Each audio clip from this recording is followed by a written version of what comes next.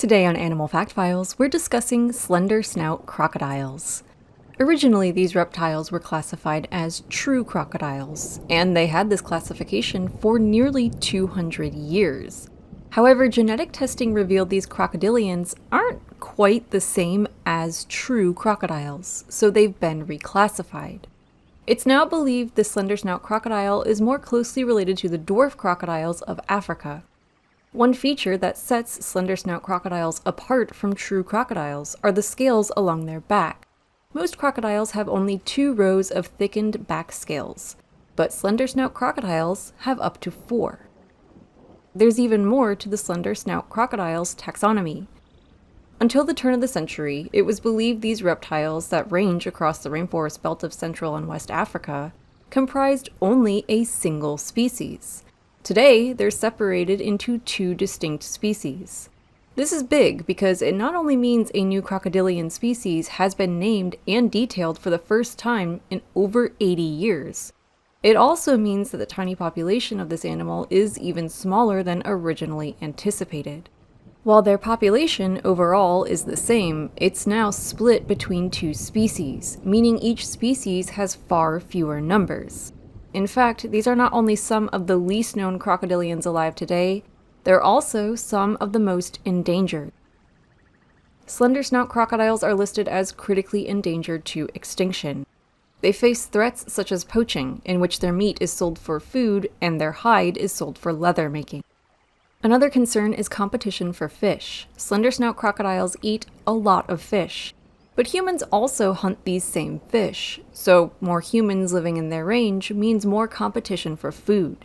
These reptiles also suffer from habitat loss, in which their preferred forest home is being replaced with plantations. It's worth noting, however, that there is some evidence that slender snout crocodiles can handle some amount of habitat disruption, because a nest has been disturbed in a plantation habitat. Slender snout crocodiles mate in February to March, and the female makes her nest in April. The nest is a dense pile of decaying vegetation. It works like a compost bin. As the plants decay, they release heat, thus keeping the eggs inside nice and warm while they incubate. The mother slender snout sticks around while her babies bake, and then helps them emerge when they hatch in July.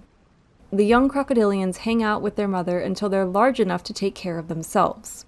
When they hatch, they're only about 9 inches, 23 centimeters long, but they can reach up to 13 feet, 4 meters, at full size.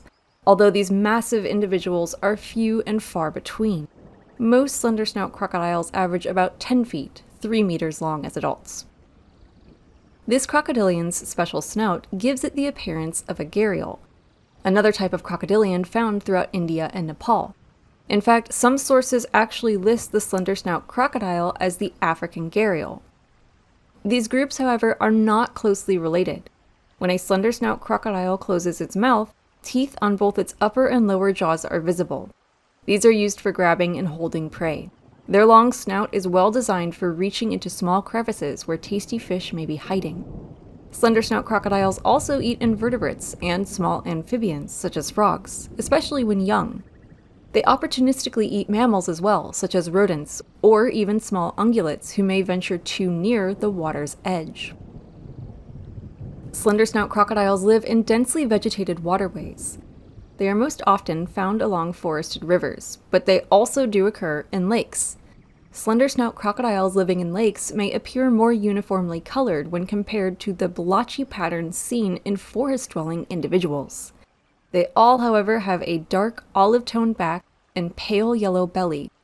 At least as adults, the babies sport a bright orange belly with speckled limbs. A slender snout crocodile's tail makes up nearly 40% of its total length, and it can be used to trap fish along a riverbank, which makes them easier to grab with their long jaws. There's even more to learn on the AFF Patreon page. Join Dad, SpikeSpiegel93, and the rest of our Patreon family to gain access to exclusive content and keep us creating here on YouTube. Give a thumbs up if you learned something new today, and thanks for watching Animal Fact Files.